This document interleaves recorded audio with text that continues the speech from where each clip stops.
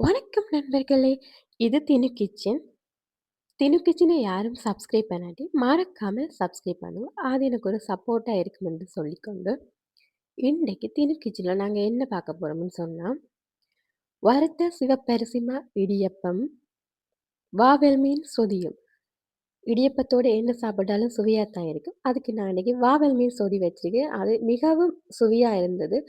அது 2யும் இடியப்பத்தையும், சொதியும் எவ்வாறு செஞ்சேன்னு சொல்லி நான் உங்களோடையும் பகிர்றேன். வாங்க பார்க்கலாம். அதுக்கு நான் வறுத்த அரிசி எடுத்து வச்சிருக்கிறேன். வறுத்த சிவத்த அரிசி அதுக்கு நாங்க இப்ப தனியா அரிசி மாவுல செய்ய போறோம் முன்னாடியா, தண்ணிய நல்லா கொதிக்க விடணும். கொதிக்க விட்டதுக்கு பிறகு, அதுக்குள்ள உப்பும் சேர்த்து, இந்த மாவுக்குள்ள ஒரு அகப்பக்காமொண்டு எடுத்து, கொஞ்சம் கொஞ்சமா தண்ணி சேர்த்து, அத குழச்செடுக்கணும் இந்த மாவ. நாங்கள் ஃபுல்லா தண்ணிய விட்டோம்னு சொன்னா, எங்களுக்கு பதம் பிழைச்சு போடும். அதால கொஞ்சம் கொஞ்சமா நாங்க தண்ணி சேர்த்தோம்னு சொன்னா, எங்களுக்கு புளியிற பதத்துக்கு பார்த்து நாங்க எடுக்கலாம். அதனால அகப்பக்காமொண்டு எடுத்தோம்னா, குழைக்கிறதுக்கு இலகுவாக இருக்கும். ஏனென்று சொன்னா, கை வச்சு குழைச்சோம்னா சுடுந்தானே சுடு தண்ணி ல தானே குழைக்கிறோம். அதால அகப்பக்காமொண்டு எடுத்து கொஞ்சம் கொஞ்சமா சுடு தண்ணி சேர்த்து குழச்சி எடுப்போம். குழச்சி எடுத்த பிறகு கொஞ்சம் ஆறி இருக்கும். அப்ப கை வச்சு எங்களுக்கு பிடிச்சு இடியப்பம் புளியைக்குள்ள ஈஸியா இருக்கும். அப்ப இப்ப நாங்க அகப்பக்காம்பாலேயே கொஞ்சம் கொஞ்சமா குழச்சு எல்லா மாவும் சேரும் வரையும் எடுக்கணும். இப்ப எங்களுக்கு நம்ம ரெடி ஆயிடுச்சு இடியப்பமா. இத நான் இன்னைக்கு எண்ணத்துல செய்ய போறேன்னு சொன்னா, இந்த மர உரல்ல தான் செய்ய போறேன். இடியப்ப மர உரல்ல தான் நான் செய்ய போறேன். அப்ப வாங்கோ எப்படி செய்றேன்னு சொல்லி, அதுல கொஞ்சமா மாவு எடுத்து நாங்க இப்ப கை வச்சு எடுக்கலாம். கொஞ்சம் மாறி இருக்கு. அப்ப கொஞ்சமா எடுத்து உருண்டை பிடிச்சு அந்த உரலுக்குள்ள வச்சு, ஒவ்வொரு தட்டா புழிஞ்சு எடுக்க போறோம். புளியறதுக்கு ஈஸியா தான் இருக்குது. அதால வடிவா புளியக்கூடிய மாரி இருக்குது.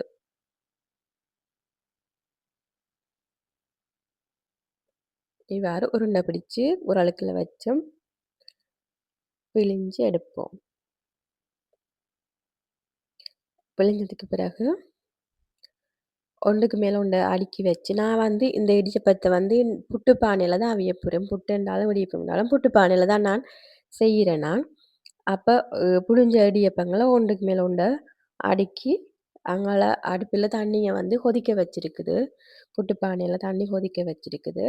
அப்ப இந்த பிழிஞ்ச இடியப்பங்கள நாங்க வந்து புட்டு பானையில அவிக்க போறோம். அப்ப கொதிச்ச தண்ணியில வச்சு மூடி போட்டு அவிய விட போறோம்.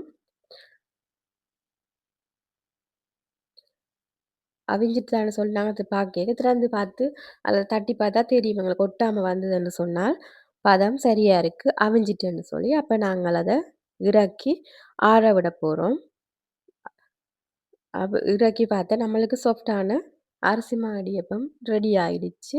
இதுக்கு நான் வாவல் மீன் சொதி செஞ்சேன். அது நான் எவ்வாறு செஞ்சேன் ஈஸியா இலகுவா தான் செஞ்சேன். நான் குயிக்கா செய்யக்கூடிய மாரி. அத எப்படி செஞ்சேன்னு சொல்லி வாங்க பார்க்கலாம். அதுக்கு நான் வாவல் மீன் எடுத்து நல்லா கிளீன் பண்ணிட்டு மஞ்சள் போட்டு வச்சிருக்கிறேன். மஞ்சள் போட்டு நாங்க என்ன மீன் என்றாலும் என்ன சமைக்கணும்னா, மஞ்சள் போட்டு கழுவினா நல்லது. அதனால மஞ்சள் போட்டு கழுவி எடுத்துட்டு, அதுக்குள்ள வந்து சின்ன வெங்காயம் தான் சேர்க்கிறேன். சின்ன வெங்காயம், தக்காளி பழம், கருவேப்பிலை, வெந்தயம், உப்பு, மஞ்சள் தூள் மற்றது 2ஆம் பால் சேர்க்கிறேன். 2ஆம் பால் சேர்த்து அவிய விட போறேன். எல்லாத்தையும் ஒன்றா சேர்த்து தான் அவிய விட இதுக்கு வந்து நான் பழப்புளி விடையில தேசி புளி தான் விட போறேன். அப்ப எல்லாத்தையும் ஒன்றா அவிஞ்சு மீன் வந்து அவிஞ்சு வந்ததுக்கு பிறகு தான் நான் முதல் பால் விட போறேன்.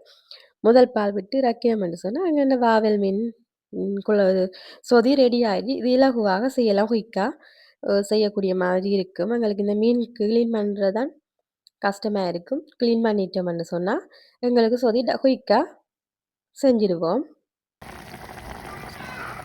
இதுக்கு நான் இன்னைக்கு சிவப்பரிசி மா இடியப்பமும், வாவல் மீன் சொதியும் செஞ்சேன். அதுக்கு வந்து ஆம்லெட்டும் ஒண்ணு செஞ்சேன். மிகவும் சுவையா இருந்தது. அதத்தான் உங்களோட பகிர்ந்தேன்.